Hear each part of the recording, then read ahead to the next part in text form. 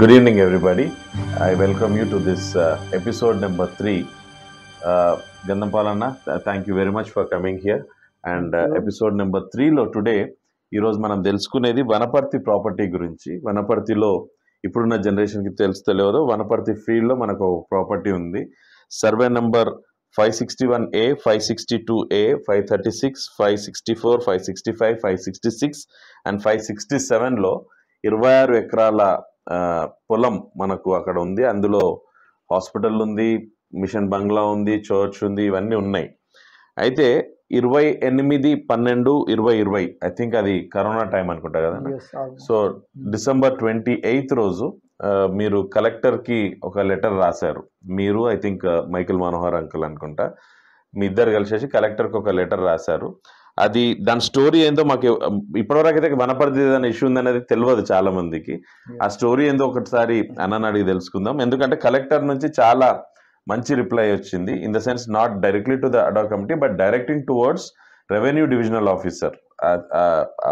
Survey నెంబర్లో ఉన్న ల్యాండ్స్ని ఏ విధంగా ప్రొటెక్ట్ చేయాలనేసి కలెక్టర్ డైరెక్ట్గా రాశారు.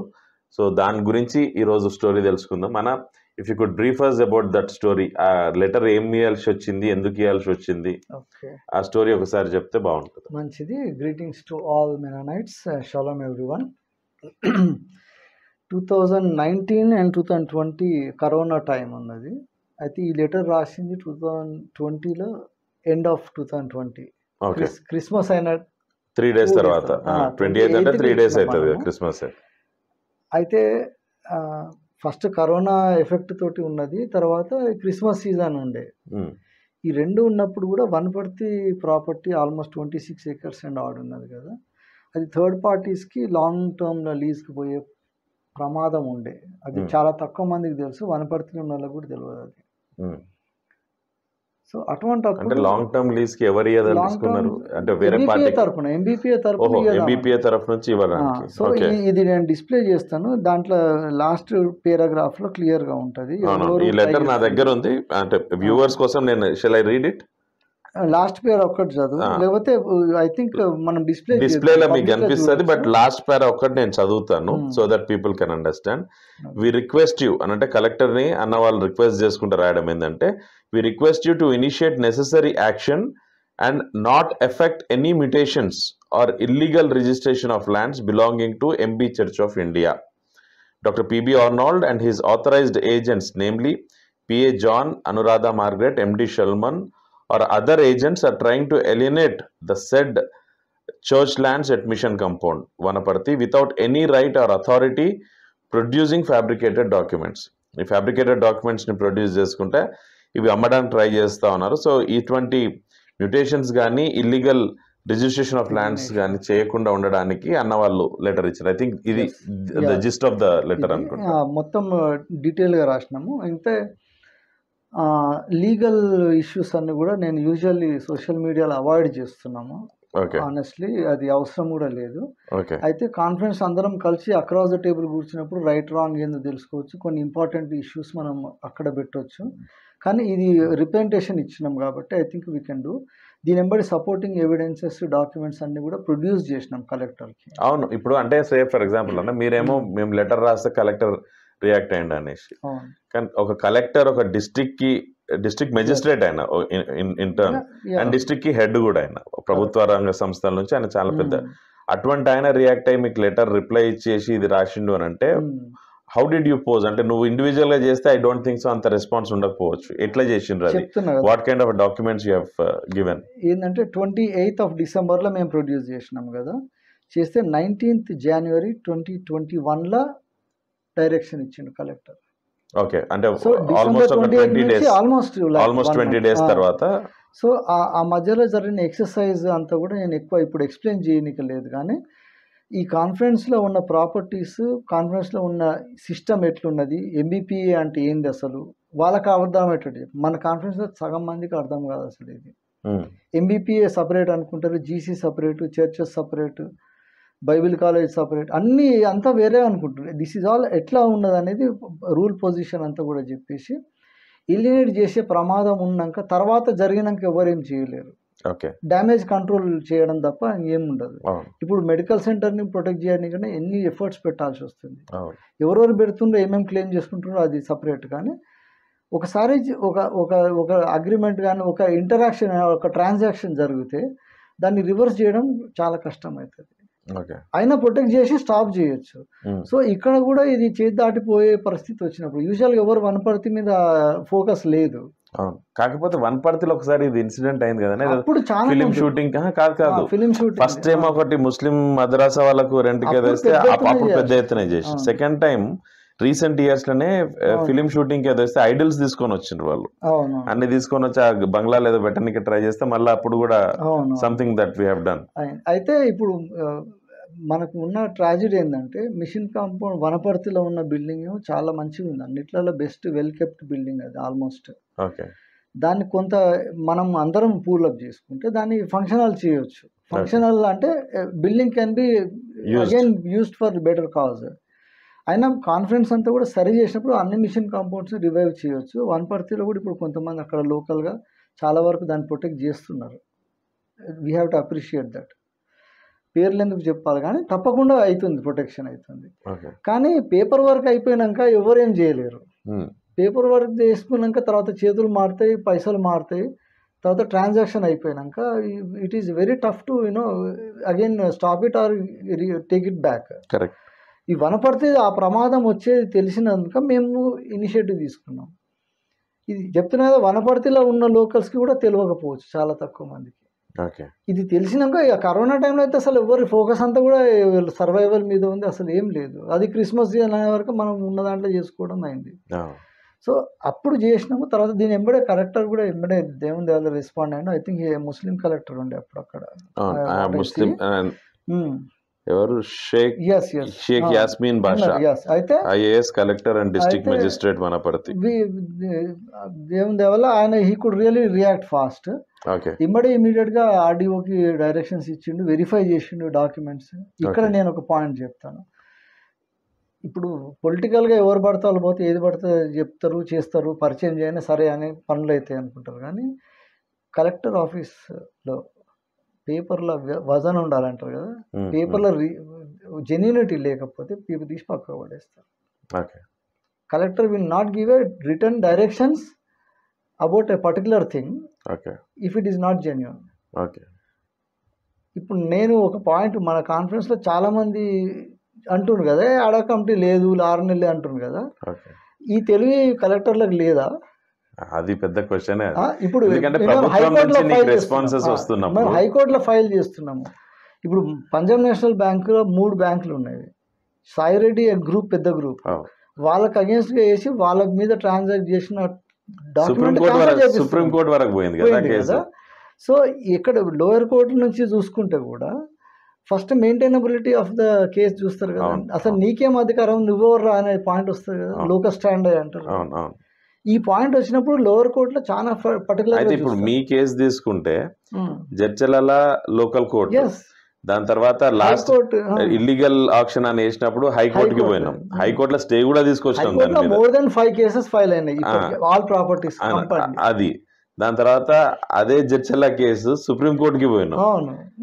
They have accepted. అంటే అడాక్ కమిటీ ఒక లోకల్ స్టాండ్ ఇల్లీగల్ కమిటీ అయితే డే 1 చిన్న కోర్టులోనే కొట్టిపడేస్తారు, తీసుకోరు కేసు. ట్రాజడీ ఏంటంటే మన దగ్గర అందరు ఎక్స్పర్ట్స్ ఉన్నారు. ప్రాబ్లం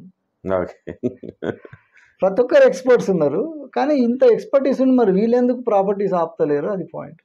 అదే ఇల్లీగల్ అయితే మరి లీగల్ ఏంటిది? ఒకవేళ ఇది అఫీషియల్ గా మనం యాక్సెప్టబుల్ మన సబ్జెక్ట్ అది కాదు. నేను ఎందుకు చెప్తున్నా అంటే మన కాన్ఫరెన్స్ ని మిస్లీడ్ చేయడానికి సోషల్ మీడియాలో ఈజీ కదా, ఖర్చు లేని పని టకాటక ఏదో చేస్తారు, రాసి పడేస్తారు. రెస్పాండ్ అయితేనేమో దాన్ని కంటిన్యూ చేసి టైంపాస్ చేసుకుంటారు. రెస్పాండ్ కాకుంటే చూసినా సైలెంట్గా ఉన్నాడు కాబట్టి తప్పే ఉండొచ్చు అని అంటారు. సో ఈ సోషల్ మీడియాలో డిస్కస్ చేయొద్దు, మన కాన్ఫరెన్స్లో దేవుని పద్ధతిగా క్రమంగా పోయి కూర్చొని మాట్లాడాలని ఆ మెచ్యూరిటీ రావాలి మన వాళ్ళకు. మీటింగ్ పెట్టేటప్పుడు మీటింగ్లో కూర్చొని ఇదంతా ఒక కాగితం మీద తీసుకొచ్చి పెట్టు, నువ్వు ఇది ఏమేమి ఆధారాలు చూపి అంటే మనం చూపించచ్చు కదా. అయితే ఇది అడాక్ కమిటీకి అంటే గంధం పాల్కి రిప్లై ఇచ్చుకుంటూ, అంటే reference G. Michael Manohar, Chairman, Property Protection Committee, and Secretary, Governing Council, ad hoc, Conference of the Mennonite Brethren Church of India. అనే దానికి రెఫరెన్స్ ఇచ్చుకుంటూ కలెక్టర్ రాసిన సమాధానం స్క్రీన్స్ పైన మీకు వస్తుంది, కానీ నేను చదువుతా ఉన్నాను. I invite attention to the subject and reference sighted. A copy of the representation received from Chairman, Property Protection Committee, MB Mission, and Secretary Governing Council ad hoc, Conference of Mennonite Brethren Churches of India, is enclosed herewith, and you are requested to take necessary action and protect the church lands at Mission Compound, Vanaparthi, without any right or authority producing fabricated documents. Yours faithfully అని చెప్పి collector గారు, additional collector గారు వాళ్ళు signatures చేసి ఆ copy to tahsildar Wanaparthy and copy to sub register Wanaparthy for information వీళ్ళకు collector గారి నుంచి లెటర్ పోయింది. Of course it's a very good achievement I guess. ఇది చేసిన తర్వాత ఇప్పుడు ఆన్లైన్ లో చూస్తే కూడా ఇది ప్రొహిబిటెడ్ లిస్ట్ లో. Is it? yes. ఇప్పుడు ఎనీ డే ఎవరైనా పోయి వనపర్తిలో మన సర్వే నంబర్ కొడితే it is in the prohibited list. Church land I think ఇది మీరు ప్రతి ల్యాండ్ చేపిస్తే చాలా బాగుంటుంది. ల్యాండ్ చేపించినాం, మక్తల్ది చేపించినాము, ఎవ్రీవేర్ జడ్చర్లది కూడా చేపించినాం. కానీ ఒక కేసు ఫాల్స్ కేసు ఫైల్ చేసి దాంట్లోకి వెళ్ళి తీపిచ్చేసి ఆక్షన్లో పెట్టిండ్రు. హ్యూస్టన్ది చేసినాము, ఇది చేసినాము, ఆల్ ద ప్రాపర్టీస్ మక్తల్ది చేసినాము. ఎక్కడైనా మీరు పోతే it's in the prohibited list. దాన్ని మళ్ళీ వేరే సైడ్కి తీసుకొని రిలీజ్ చేద్దాము, లేకపోతే ఏదైనా సమ్వేర్ చేద్దామనే ప్లాన్ చేస్తారు. సో ఇవి చేయడానికి ఎంత పేపర్ వర్క్ లేకపోతే గవర్నమెంట్ ఏజెన్సీస్ కానీ, కోర్ట్స్ కానీ, రెవెన్యూ డివిజన్స్ కానీ, how can anybody put a particular property in prohibited list? Correct. పెట్టాలంటే దానికి పేపర్ వర్క్ చేయాల్సి వస్తుంది. బ్యాక్గ్రౌండ్ ఈ పేపర్ వర్క్ చేయడానికి ఒక క్రమంగా ఆడ కమిటీని తయారు చేసుకుంటూ వచ్చినాము. ఒక రోజులో జరిగింది కాదు ఇది. దేవుని చిత్తం ఉన్నది కాబట్టి ప్రొటెక్ట్ చేస్తున్నాము. ఇది ఒకరు గొప్పగా మా కమిటీ మీ కమిటీ అని కాదు. కాన్ఫరెన్స్ ప్రాపర్టీస్ ప్రాపర్గా 2006-2007 నుండి ఇప్పటి వరకు ఎక్కడ కూడా మన చేయి దాటుకోకుండా ప్రాపర్టీస్ ప్రొటెక్ట్ చేయడానికే వర్కౌట్ చేసినాము. ఒకవేళ నేను దేవునికే మహిమ కలగాలి, కానీ ఇట్లా చేయడం వలన ఇప్పుడున్న అసెట్స్ మనవి ఆల్మోస్ట్ 2000 crores కంటే అబోవ్ వాల్యూ ఉన్నాయి. ఓకే, ఇవన్నీ ప్రొటెక్ట్ అయినాయి. ఇప్పుడు కానీ ఈ జనరేషన్ చాలా మంది తెలుస్తలేదు. ఇప్పుడు ఇంత కష్టపడుతున్న దేని కొరకు? దేవుని మహిమపరచడానికి. మన కాన్ఫరెన్స్ ద్వారా పనులు జరగాలనే కదా. జరగాలంటే క్రమంగా కూర్చొని చేస్తేనే కదా జరిగేది. మరి ఎవరికి వాడే పోయి చేస్తూ ఉంటారు.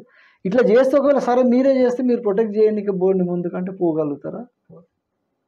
అమ్మే దగ్గర ఇంకా సైన్లు పెట్టి పోతే పోనని కూర్చుంటారు. మళ్ళీ వీళ్ళు వచ్చి ప్రొటెక్ట్ గవర్నింగ్ కౌన్సిల్ ఫామ్ చేస్తామంటారు. సో ఈ కాన్ఫ్లిక్ట్లా యథార్థంగా దేవుని పక్షాన కాన్ఫరెన్స్ పక్షాన నిలబడాలని అందరిని పిలిపించి మనం అందరం కలిసి చేద్దాం. కానీ ఇదైతే చాలా సంతోషకరమైన. ఇటువంటి ఒక వెయిట్ చూస్తే 10 కిలోల డాక్యుమెంట్స్ ఉన్నాయి నా దగ్గర, 1-2 కాదు. ఇట్లా ప్రతి దగ్గర ప్రొటెక్ట్ చేయడానికి ఎన్నో ఛాలెంజెస్ 2019లో చేసింది. I think that requires another episode. 2019లో చాలా ఎక్స్ట్రాడినరీ యాక్టివిటీ జరిగింది. కరోనా టైంలో పీక్ స్టేజ్లో. అప్పుడు కోర్టులో కూడా ఆల్మోస్ట్ ఎట్లా అంటే ఆన్లైన్ నడిచింది. ఈవెన్ డాక్యుమెంట్స్ కూడా టచ్ చేయకపోయేది జడ్జిలు. బయట పోయి మనం సీడీలో తయారు చేసి ఇస్తే దాన్ని మళ్ళీ స్టెరిలైజ్ చేసి ఒకటి పోయి దాన్ని మళ్ళీ ప్రింట్అవుట్ తీసి జడ్జికి పంపాలి. ఎక్స్ట్రా ఆర్డినరీ ప్రొసీజర్ నడిచింది. అప్పుడు కేసు అసలు ఫైల్ చేయాలంటే ప్రొసీజరే వేరేగా ఉండే. 19లో పీక్ స్టేజ్ ఉండే అప్పుడు కరోనాది. 20లో కూడా ఎఫెక్ట్ ఉంది. అప్పుడు కూడా ఒక ఎక్స్ట్రాడినరీ యాక్టివిటీ జరిగి ప్రొటెక్ట్ చేసినాం. So everything requires proper paper work and proper procedures follow కావాలి. ప్రొటెక్ట్ చేయడానికైనా కావాలి, మళ్ళీ కాన్ఫరెన్స్ ముందుకు తీసుకుపోవాలన్నా కూడా కావాలి. We want everything to be in order. అంతకంటే ఎక్కువ మనం ఓర్తలేము. ఇటువంటి ఇంకా చాలా ఉన్నాయి విషయాలు. మనము కొన్ని ఆనెస్ట్లీ చెప్పాలంటే పబ్లిక్లో మాట్లాడకూడని సబ్జెక్ట్స్ చాలా ఉన్నాయి. అక్రాస్ ద టేబుల్ మన థియాలజియన్స్ కానీ కాన్ఫరెన్స్లో ఉన్న పెద్దలు ఎవరైనా కూడా కూర్చొని మాట్లాడినప్పుడు కొంతమందికి నచ్చదు, కొంతమంది రాంగ్ సైడ్ ఉన్న వాళ్ళు కరెక్ట్ చేసుకోవాలి. ఇవన్నీ జరగాలి. ఇవన్నీ జరిగితేనే పీస్ అండ్ రీకన్సిలేషన్ అవుతాయి. కానీ నువ్వు ఉత్తనే అందరం కలిసి కూర్చొని ఏదో ఒక గ్రూప్ లాగా తయారవుతాము, ఇంకో కొత్త గ్రూప్ చేద్దామనే ఆలోచనతోటి వాడకమంటే పోతలేదు. అటువంటి ఆలోచనలు కూడా దేవుని చిత్తము కాదు కాబట్టి నిలబడవు. ఎవరైనా చేయాలని ఆలోచించినా కూడా నిలబడదు. లా ప్రకారంగా లా ఆఫ్ ద ల్యాండ్ అయినా కూడా మనం పేపర్ వర్క్ చూసినా కూడా ఎవరు అడ్హాక్ కమిటీ ఇప్పుడు నెక్స్ట్ ఫ్యూచర్లో ఏమన్నా ఫామ్ చేయాలంటే కూడా గవర్నింగ్ కౌన్సిల్ని ప్రాపర్గా మనం అందరం కలిసి చేయడమే ఉత్తమమైన పని. అదే చేద్దామని ఆలోచనతోటి ముందుకు వస్తున్నాం. సరే, కానీ మంచి పని చేసిండ్రన్న. Thank you so much. God's grace. Thank you so much. May God bless this conference. Thank you so much. చూస్తున్న మీ అందరికీ కూడా దేవుని నామం నా వందనాలు తెలియజేస్తా ఉన్నాను. ఇటువంటి వీడియోస్ మీరు చూడడమే కాదు, డిస్కషన్ చేయండి, ఇంట్లో కూడా మాట్లాడండి, ప్రార్థన చేయండి. మేజర్గా ఈ కొత్త జనరేషన్లో మరి ఈ ప్రాపర్టీస్ అన్నీ కూడా మనం యూటిలైజ్ చేసుకుంటే, ఈ రిసోర్సెస్ని యూటిలైజ్ చేసుకుంటే దేవుని నామానికి మహిమ కలిగేటట్లుగా ఈ ప్రాపర్టీస్ రిసోర్సెస్ని యూజ్ చేసి ఈ ప్రాపర్టీస్ని రిసోర్సెస్ని యూజ్ చేసి ఎక్కువగా మినిస్ట్రీ చేయాలి. మనం ఎక్కువగా మినిస్ట్రీ మాథ్యూస్ 28th చాప్టర్లో మనం చూస్తే the last command that Jesus Christ gives is go to the remotest corners of the world అని అంటారు కదా. So we have to equip ourselves and our children, our families to do that job. దానికి తోడుగా మనకి resources, ఈ lands కానీ schools కానీ ఇవన్నీ దాంట్లో యూజ్ చేసుకుంటూ మనం ముందలు పోవాలా. We have different plans of vision కూడా ఉంది. ఒక్కొక్క ల్యాండ్ని ఒక్కొక్క ప్రాపర్టీని ఎట్లా యూజ్ చేయాలనేది కమింగ్ డేస్లలో ఆ వీడియోస్ కూడా చేస్తాము. Keep sharing these videos and thank you so much for watching our videos. Thank you so much. Thank you. షలాం.